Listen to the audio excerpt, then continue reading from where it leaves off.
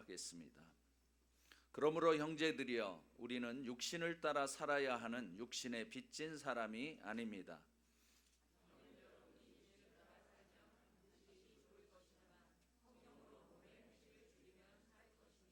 누구든지 하나님의 영으로 인도를 받는 사람들은 하나님의 아들들입니다.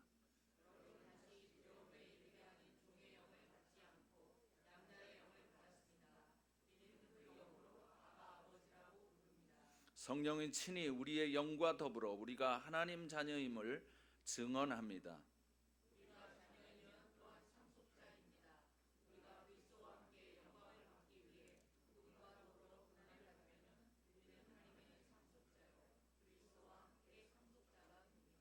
현재 고난은 앞으로 우리에게 나타날 영광과 좋게 비교할 수 없다고 생각합니다. 피조물이 허무한데 굴복하게 된 것은 자신의 뜻이 아니라 오직 굴복하게 하시는 분으로 인한 것입니다. 그러나 피조물도 소망 가운데 있으니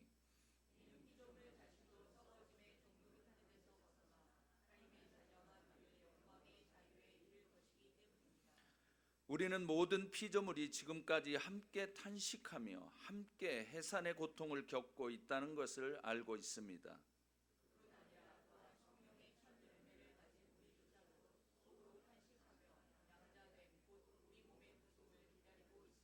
이는 우리가 이 소망 가운데 구원을 받았기 때문입니다. 그러나 눈에 보이는 소망은 소망이 아닙니다. 보이는 것을 누가 소망하겠습니까?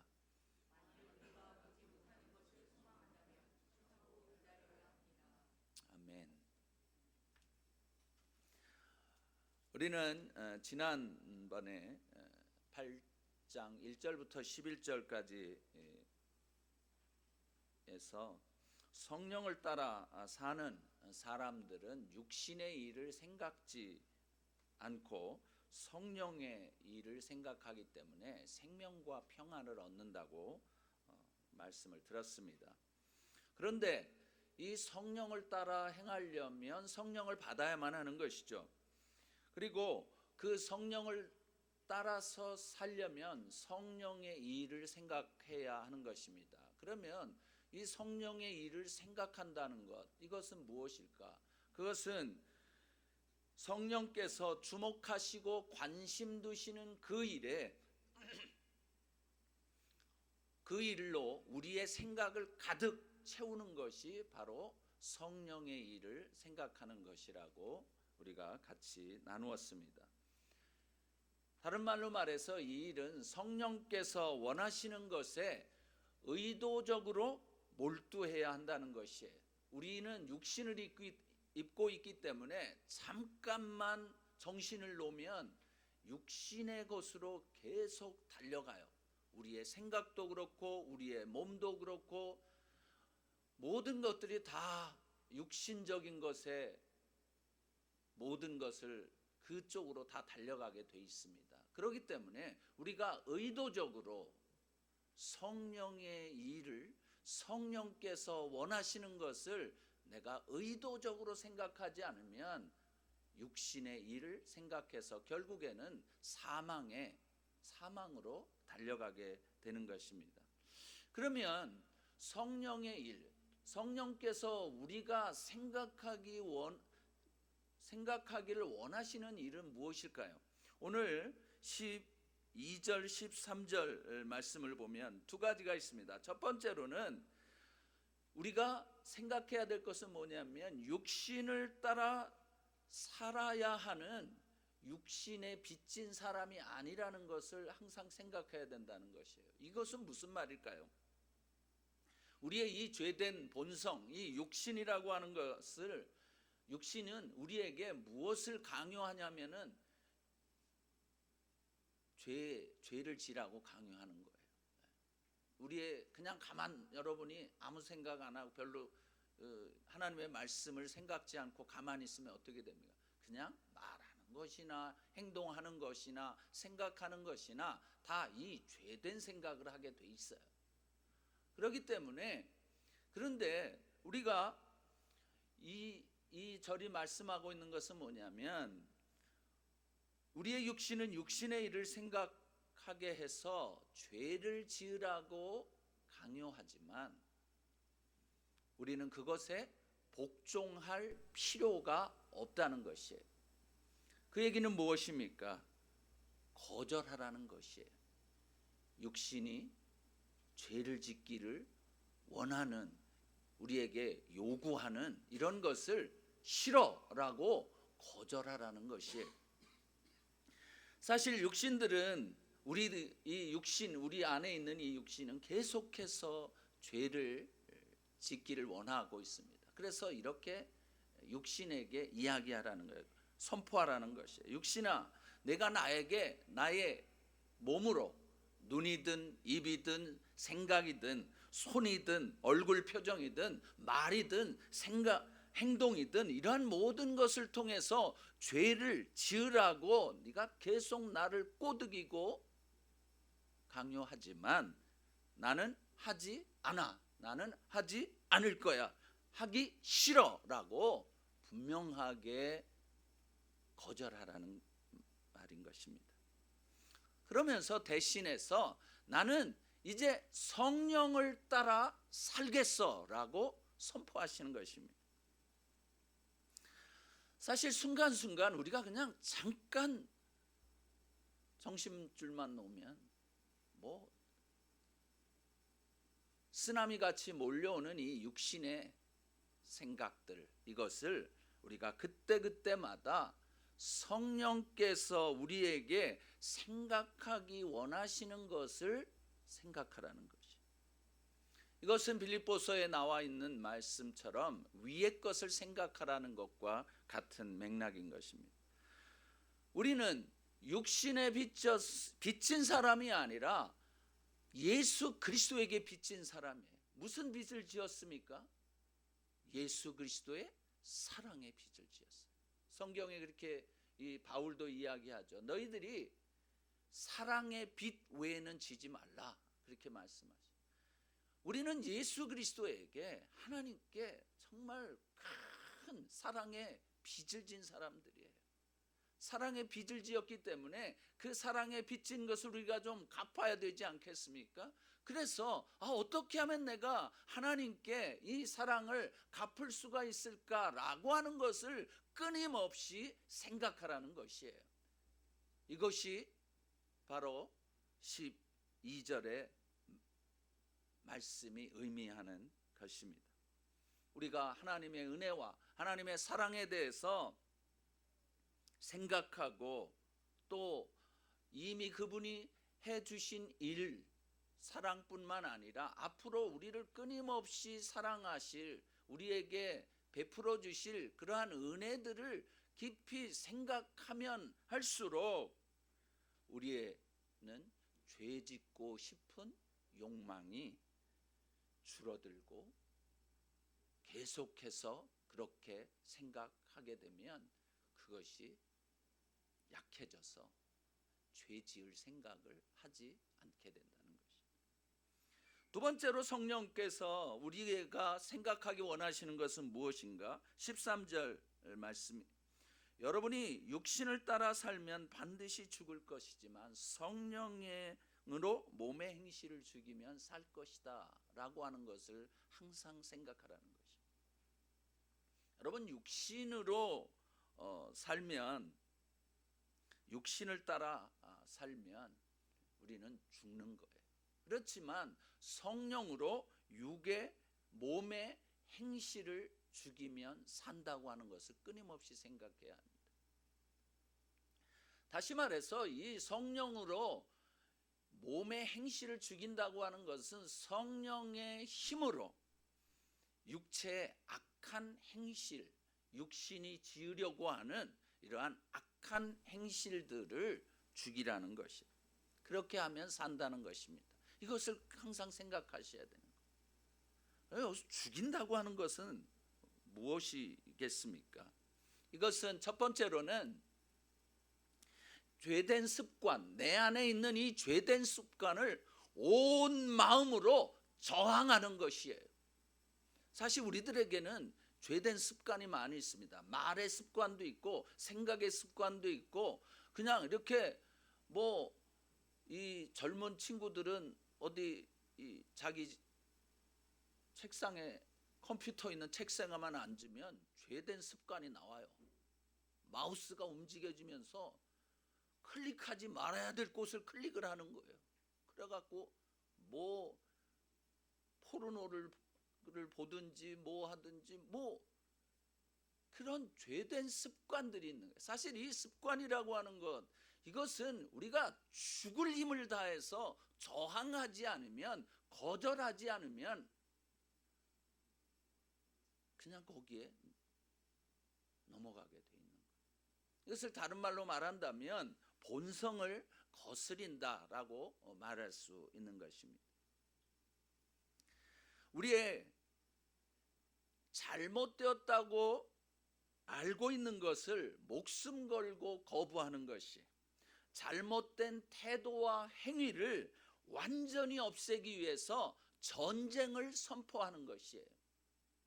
이것은 처절한 싸움이에요. 그래서 내가 죽기 살기로 싸우지 않으면 거부하기가 힘듭니다. 이건요, 그냥 정말 찰거무리처럼 내게 달라붙어서 떨어지지 않으려고 하니까요.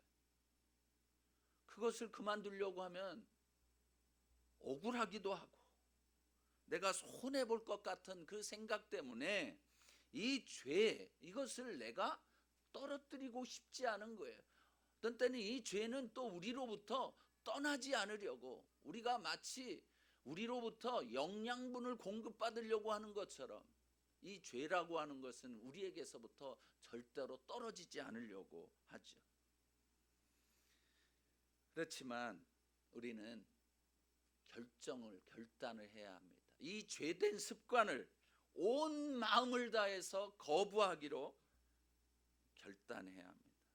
그리고 이것이 나의 유일한 목적인 것처럼 생각하고 싸워야 하는 것입니다. 두 번째로, 이 죽인다, 몸의 악한 행실을 죽인다라고 하는 것은 무엇인가? 죄를 짓고자 하는 동기에서부터 돌아서야 한다는 것이에요. 사실 이것은 어떤 때 가능하냐면 하나님의, 예수 그리스도의 은혜와 사랑을 내가 깊이 깨달으면 깨달을수록 그것이 가능해지는 것입니다. 그냥 하나님의 은혜, 하나님의 사랑이 별거 아닌 것처럼 느껴지면, 뭐 이제까지 내가 나 혼자 잘 살아왔는데 무슨 하나님의 도움이 내게 있어서 이렇게 내가 살아온 거야? 아니지. 내 힘으로, 내 노력으로, 나의 뭐 이러저러한 것으로 내가 다 해왔는데 무슨 하나님께서 나에게 은혜를 베푸시고 나에게 사랑을 베푸신 것이야 라고 생각한다면 이 죄의 동기에서 벗어나기가 힘듭니다. 왜냐하면 내가 다 했기 때문에, 내가 그래도 난 사람이기 때문에, 내가 그래도 괜찮은 사람이라고 생각하기 때문에 그렇습니다. 다시 말해서 죄를 사랑하기 때문에 그렇게 되어지는 것이죠. 사실 그 죄를 지으면 내게 유익이 되고 나를 기쁘게 해주고 내 가족을 먹여 살릴 수 있다고 생각하기 때문에 그 죄를 짓는 것이 내게 정말 엄청난 해로운 것이 되어진다고 하는 것을 뼈저리게 느끼고 경험을 했다면 사실 우리들은 그 죄를 쉽게 그만둘 수 있을 것입니다. 그러나 그 죄를 짓는 것이 나에게 어떤 모양으로든지 유익이 된다고 생각이 들면 어떤 수단과 방법을 써서라도 그 죄를 짓고 싶어 합니다. 그런 동기가 우리를 죄 짓고자 하는 데서부터 벗어나지 못하게 하는 것이에요.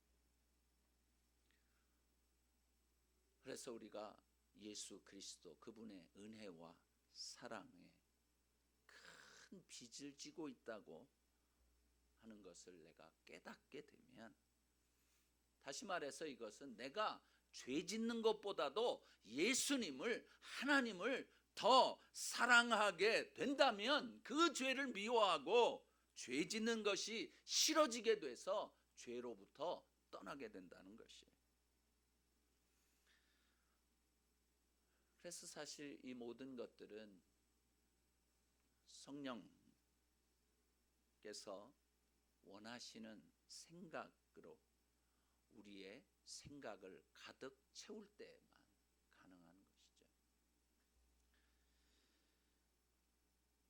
그것을 항상 생각하시고 그리고 그것을 행동에 옮기도록 결단하시고 성령님의 도우심을 간구하십시다. 나로서는 불가능하지만 성령님은 가능하시기 때문에 그렇습니다. 14절 말씀을 같이 한번 읽어보겠습니다. 시작. 누구든지 하나님의 영으로 인도를 받는 사람들은 하나님의 아들들입니다. 여기 보면 이 말씀에서 어떻게 하면 하나님의 아들이 됩니까?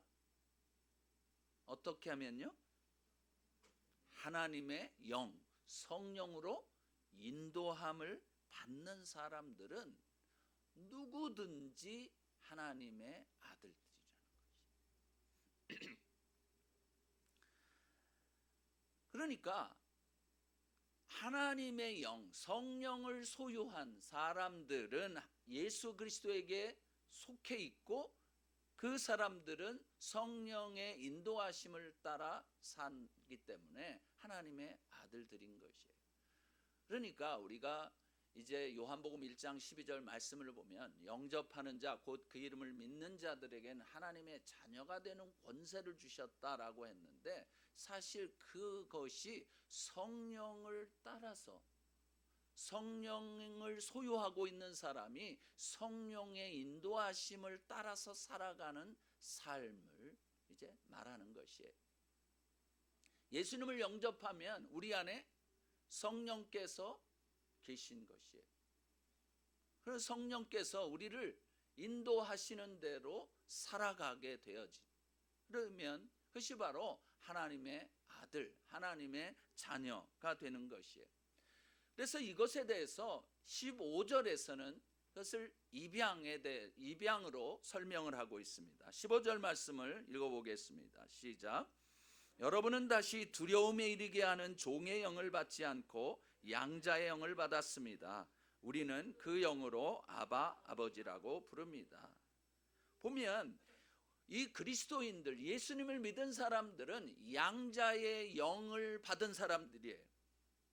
그래서 이 얘기는 무엇이냐면 우리가 하나님의 자녀로 예수 그리스도를 믿어서 예수님을 나의 주 나의 하나님으로 믿고 영접했을 때 그것이 바로 하나님의 자녀로 입양되어지는 것이에요.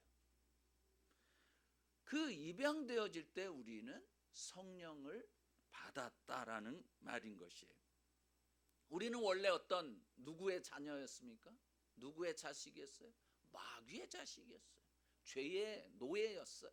그런데 우리가 예수 그리스도를 믿음으로 인해서 마귀의 자녀가 아니라 하나님의 자녀가 되어진 것이에요. 완전히 신분의 변화가 있어진 것이죠. 그래서 우리는 예수님에게는 아들일 자녀가 딱 한 명 있었습니다. 누구예요? 예수 그리스도. 아버지 하나님께는 한 분밖에 없어요. 그래서 이제는 우리가 예수 그리스도를 믿게 되면 하나님의 호적의 등기가 되는 거예요. 맏아들은 누구예요? 예수 그리스도. 그 다음에 둘째는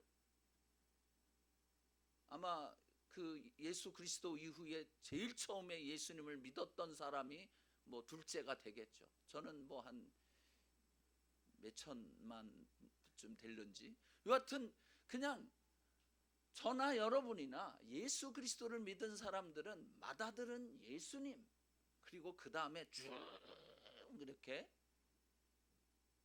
호적에 등기가 돼 있는 거예요. 그래서 우리는 다 한 뭐예요? 형제 자매, 가족이에요. 가족. 물론 다 각자 뭐 집든 다 서로 이렇게 따로 살고 있지만 하나님의 가족인 것이. 이것이 사실은 놀라운 은혜와 축복입니다. 그러면 자녀가 누리는 특권은 무엇이겠습니까? 오늘 15절 말씀을 보면 여기에 보니까 여러분은 다시 두려움에 이르게 하는 종의 영을 받지 않았다. 그러니까 우리가 하나님의 자녀가 되어서 입양되어짐으로 인해서 우리들에게는 두려움이라고 하는 것이 없다는 것이, 두려워하지 않는다는 것이. 사실 종은 두려움으로 주인을 섬기지만, 그러나 아들은 그 아버지가 주인으로 해서 나의 두려움의 대상이 아닌 거예요. 오히려 존경의 대상이기도 하고, 그리고 너무 친밀한 관계로 다가가게 되어지는 것이죠. 첫 번째 특권은 두려워하지 않는다는 것이에요. 자녀가 된 사람의 특징, 특권, 입양된 우리들의 특권. 두 번째로는 자녀의 특권을 누린다는 거예요. 이것은 아까도 말씀드렸지만 요한복음 1장 12절의 말씀, 아버지가 주인이 아니라 아버지이기 때문에 아버지는 아들을 위해서 좋은 것을 주고 싶어 합니다. 나는 못 먹고 나는 못 입어도 자식한테만은 다 주고 싶다. 어저께 이 앵컴 수련회를 이제 하는데 고민이래요. 내가 왜 이 직업을 택했을까? 그냥 좀 더 좋은 직업을 택했으면 좋았을 텐데. 어떤 때 막 고민이 생기냐면요, 이제 무슨 슈퍼 같은 데 가가지고 자기 아이를 위해서 뭐를 사주려고 하는데, 하나는 올게닉이고 하나는 그냥 이래요. 그러면은 올게닉이 좋다는 것을 알기 때문에 아들한테 이걸 사주고 싶대요. 근데 이 그냥 보통 거하고는 몇 배 차이가 나니까 주머니 사정을 생각해 보면, 내가 왜 이 직업을, 좀 더 좋은 돈 많이 버는 직업을 택할 걸, 뭐 이런 지금 생각이 막 들어온다는 거예요. 그래가지고 이제 같이 이제 나누면서 이제 그러면은 그거를 그냥 기도하라고 하나님한테 그랬더니 그 이야기를 하는 거예요. 나 진짜 우리 아들한테 좋은 거 사주고 싶은데 이거 내가 돈이 좀 없고 그래서 나 진짜 다른 직업 택했으면 좋았을 거라고 생각이 듭니다. 그러면서 이제 기도하다 보니까 다시 제정신이 돌아오나 봐요. 그러면서 하나님, 그래도 나에게 이렇게 지금 직장에서 잘 다닐 수 있게 해주셔서 감사합니다. 이러더라고요. 여러분, 우리는요 자녀이기 때문에 특권이 있어요. 자녀의 특권이 있습니다. 아버지의 것이 다 내 것이에요. 여러분들이 아버지 집에 가서 뭐 그냥 뭘 하나 냉장고에서 뭐 주스 같은 거 꺼내 먹을 때도 두려워서 벌벌 떠십니까? 저걸 내가 먹어야 되나 말아야 되나 그렇게 생각하십니까? 아니죠. 이거는 무슨 어디 뭘 굉장히 맡겨놓은 것처럼 오자마자 뭐 난리칩니다. 뭐 내놔 뭐 문 열면서 그냥 왜 이거는 없어, 어디 갔어, 왜 다 먹었어, 뭐 난리치죠. 그게 아들이에요. 그게 자녀예요. 우리가 하나님과의 관계에서 입양이 됐다고 하는 것은 그런 특권을 누린다고 하는 것이에요. 그리고 세 번째로는 아버님이 아니라 아빠라고 부르는 거예요. 제 며느리는 저한테 아버님이라고 꼬박꼬박 존대를 합니다. 근데요, 우리 딸은 아빠 보내줘 뭐 이러는 거예요. 이러니까 이게 얼마나 친밀한지 모릅니다.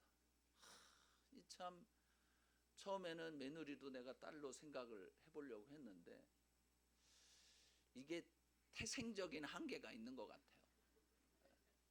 잘 안 되더라고요. 우리가 아버지를 아빠 아버지라고 부릅니다. 원래 여기에 그 아람어인데요. 아빠. 이게 아빠, 엄마 이거는 거의 전 세계적으로 공통인 그러한 단어이죠. 그만큼 친밀한 관계가 되었다는 것이. 그래서 여러분, 하나님 아버지를 아직도 하나님 아버님 이렇게 부르십니까? 그냥 아빠라고 한번 부르십시오. 우리 다 같이 한번 아빠 하고 한번 불러볼까요? 자, 시작. 아빠. 네. 어떠세요? 좀 뭔가 좀 친밀한 느낌이 더 들지 않습니까? 의도적으로 우리가 하나님을 아빠라고 부르세요. 그러면 하나님과 더 친밀함을 느끼게 되어질 것이고, 그러한 친밀한 관계 가운데서 정말 기쁘게 살아갈 수 있을 것입니다. 네 번째로는 16절 말씀입니다. 같이 16절 말씀을 읽어보겠습니다. 시작. 성령이 친히 우리의 영과 더불어 우리가 하나님의 자녀임을 증언합니다. 무슨 말일까요? 성령께서 우리가 우리의 영과 더불어서 우리가 하나님의 자녀임을, 즉 하나님의 참 가족의 일원임을 증언해 주신다는 거예요. 확신시켜 주신다는 거예요. 사실 예수 그리스도를 믿어서 내가 구원의 확신을 받는 것은 내가 구원의 확신을 갖는다고 해서 가져지는 게 아니에요. 성령께서 우리에게 그 확신을 주시기 때문에 누가 뭐래도 그것이 흔들리지 않는 거예요. 마찬가지로 성령께서 우리 내면에 우리에게 있는 이 우리의 영과 더불어 하나님의 자녀라고 하는 것을 확신시켜 주시는 거예요. 이것이 바로 하나님의 자녀로서, 아들로서의 특권인 것입니다. 흔들리지 않습니다. 우리는 우리의 행위로 하나님의 자녀임을 증명해 보이려고 하는 습관들이 있습니다. 잘할 때는 하나님의 자녀인 것 같고, 내가 좀 못하고 뭐 이럴 때는 하나님의 자녀가 아닌 것 같을 그런 느낌이 우리에게는 있습니다. 그러나 성령께서는 우리의 영과 함께 예수님을 나의 주 나의 하나님으로 고백할 때 우리가 하나님의 자녀임을 분명히 믿게 해주시는 것, 확신하게 해주시는 것입니다. 17절, 다섯 번째는 17절입니다. 같이 읽겠습니다. 시작. 우리가 자녀이면 또한 상속자입니다. 우리가 그리스도와 함께 영광을 받기 위해 그분과 더불어 고난을 받으면 우리는 하나님의 상속자요 그리스도와 함께 상속자가 됩니다. 우리가 하나님의 자녀이기 때문에 상속자라는 것이에요. 여러분, 원래 상속자, 이제 고대나 뭐 우리나라에서도 많이 그랬지만 대개 상속자는 이 맏아들이 대개 이제 상속자, 그 재산의 제일 많은 부분을 맏아들이 받습니다. 왜 그럴까요? 그것은 그 가문을 이제 이어가는 그러한 중차대한 그러한 뭐라고 그럴까요? 임무가 있다고 그럴까요? 그렇기 때문에 그 아들에게, 맏아들에게 상속의 부분을 많이 주는 것이. 근데 우리도 바로 그 상속자라고 하는 것이에요. 예수 그리스도를 믿음으로 하나님의 자녀가 되었다면 바로 우리도 똑같이 하나님의 상속자라는 것이에요. 사실 예수님이, 하나님께서는 우리를 사랑하셔서 외아들을 이 땅에 보내시고, 그리고 우리 죄를 대신해서 십자가에 못 박혀 돌아가게 하시고, 그리고 죽은 자 가운데서 부활시키셔서 우리를 의롭게 하신 그 하나님의 사랑, 이것은 말로 다 할 수 없는 사랑입니다. 그 하나님께서 예수 그리스도를 믿은 우리 모두를 상속자로 삼으신 것이에요.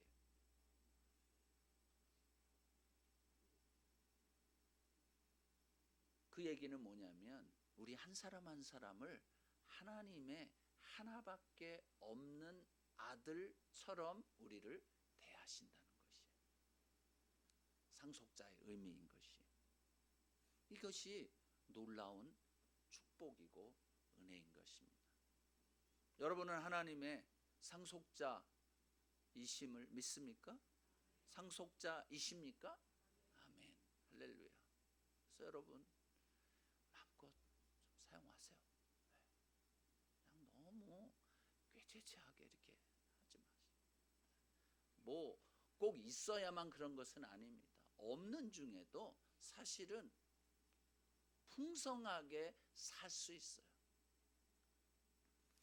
여섯 번째 17절에서 우리가 나왔는데 여기 보면 우리가 그리스도와 함께 영광을 받기 위해 그분과 더불어 고난을 받으면 우리는 하나님의 상속자요. 그리스도와 함께 상속자라고 말합니다.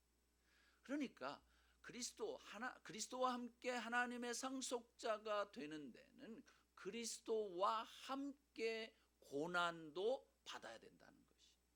여러분 우리가 살아가면서 이 세상에 살아가면서 세상의 모든 사람들이 당하는 고통을 받기도 하지만 그러나 예수 그리스도를 믿는 사람으로서 받는 고난, 연단이 있습니다. 그렇죠?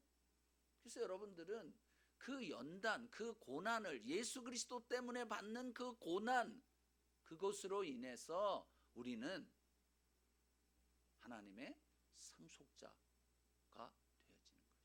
영어 성경을 보면 여러분은 반드시 고난을 받아야만 한다는 것이에요. 상속자가 되기 위해서는. 그래서 여러분 우리에게 예수 그리스도를 믿으면서 살아가는데 당하는 여러 가지 고난, 연단들을 여러분 그것 때문에 실망하거나 절망하지 말라는 얘기예요.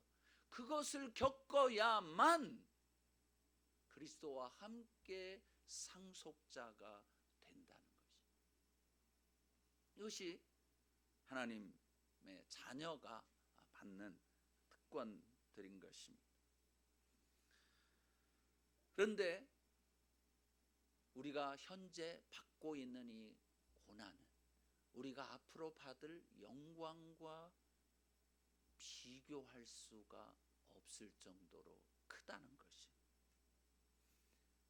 우리가 지금은 상상할 수가 없어요.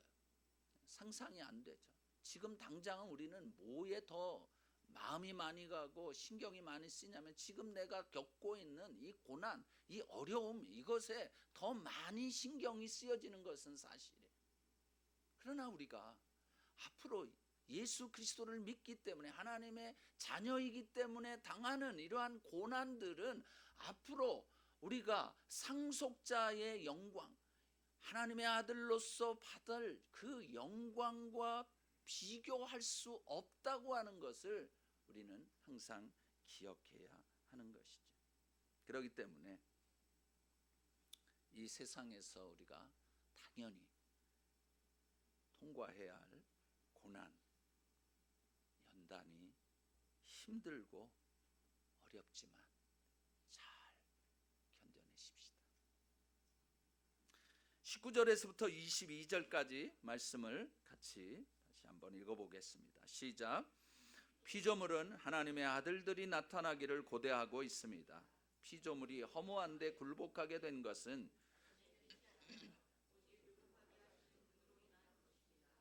그러나 피조물도 소망 가운데 있으니 이는 피조물 자신도 썩어짐의 종로로 타는 데서 벗어나 하나님의 자녀가 누릴 영광의 자유에 이를 것이기 때문입니다. 우리는 모든 피조물이 지금까지 함께 탄식하며 함께 해산의 고통을 겪고 있다는 것을 알고 있습니다. 하나님께서 사람만 창조하신 것이 아니라 우리 외에 모든 피조물을 다 창조하셨는데 이 모든 피조물들이 지금 간절히 기다리고 있는 것이 무엇이냐면 하나님의 아들들이 나타나는 것이에요. 여러분, 이 하나님의 아들들은 어떻게 나타나집니까? 예수 그리스도를 믿고 성령의 인도하심을 받을 때 하나님의 아들들, 하나님의 자녀들이 되어지는 것이에요. 이 모든 피조물들은 이 하나님의 아들들, 즉 예수 그리스도를 믿는 우리들이 나타나기를 고대하고 있었던 거예요. 왜요? 이 피조물들은 원래 누구의 다스림을 받게 되어 있습니까? 사람의 다스림을 받게 되어 있어요. 창세기 1장 26절에서 28절까지 보면 다스리라고 분명히 이야기를 하셨죠. 사람에게, 아담과 하와에게. 그렇기 때문에 원래는 이 모든 피조물들은 하나님의 아들, 아담과 하와, 타락하기 이전에 아담과 하와의 다스림을 받도록 지음을 받았던 것들이에요. 근데 타락을 함으로써 이 자연 만물들도 그렇게 자기가 정말 이 자연 만물이 생겨진 이유도 뭐겠어요? 하나님께서 창조하신 이유도 뭐겠어요? 하나님이 사람을 창조하신 이유도 하나님을 찬양하기 위한 것이었는데, 모든 것들 그것도 우리를 위한 것이었지만 결과적으로는 하나님을 찬양하는 것이에요. 그래서 뭐 사람들이, 예수님이 이렇게 이제 그 예루살렘에 들어가실 때 사람들이 막 호산나 막 그러니까 저 사람들 조용히 하라 그래요. 뭐 이제 그 옆에 사람들이 그랬잖아요. 유대 사람들이. 그랬더니 저 사람들을 조용하게 하면 돌들이 소리친다고 얘기를 하신 거죠. 기억하시죠?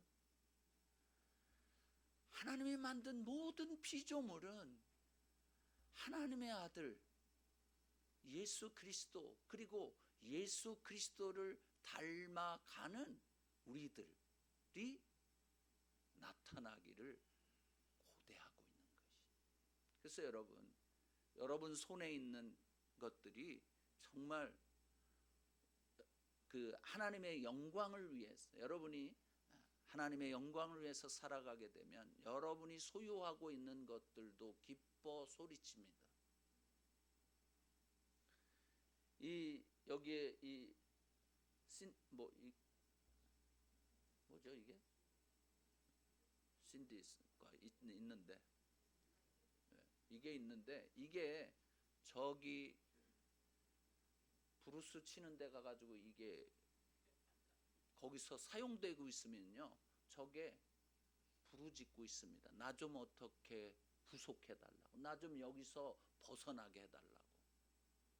근데 이것이 지금 교회에 와서 하나님의 영광을, 하나님을 찬양하는 데 쓰여지기 때문에 이거는요 진짜 신나는 거예요. 그래서 여러분들이 하나님의 아들이 되어졌다면, 하나님의 자녀가 되어졌다면, 여러분들이 소유하고 있는 그 모든 것들은 여러분으로 인해서 기뻐하고 하나님의 영광을 위해서 사용되어지는 것이어서 그들이 얼마나 소리치며 하나님께 찬양하는지 모릅니다. 여러분, 그 소리가 들리지 않습니까? 아까 김혜자 선교사님이 이걸 치시면서 찬양을 할 때 그 곡조가 여러분들의 심금, 여러분의 영혼을 타치하지 않았어요? 바로 그렇게 사용되어지는 것이에요. 그래서 세상에 있는 모든 피조물들이 그것을 지금 간절히 고대하고 있는 것이에요. 그래서 우리가 하나님의 아들들, 하나님의 자녀들, 아직도 세상 가운데 마귀의 자녀들로 있는 그 사람들에게 예수 그리스도를 전해서 그들이 예수 그리스도를 믿고 하나님의 아들들이 되어져서 그들이 다스리고 있는 모든 것들이 참으로 해방되어서, 썩어짐의 종로들에서부터 해방되어서 하나님께 영광을 돌리는 그러한 하나님의 영광에 참여하기를 원하고 있는 것입니다.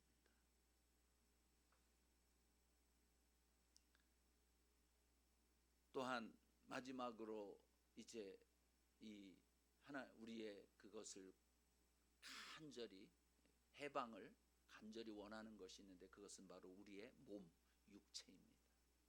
우리의 육체가 죄로 인해서 죄된 본성을 따라 살아온, 그래서 우리는 그냥 가만히만 있으면 죄를 지려고 하는 이 육체, 이것이 또 끊임없이 신음하며 기다리고 있는 것이 뭐냐면 몸의 구속을 기다리는 것이.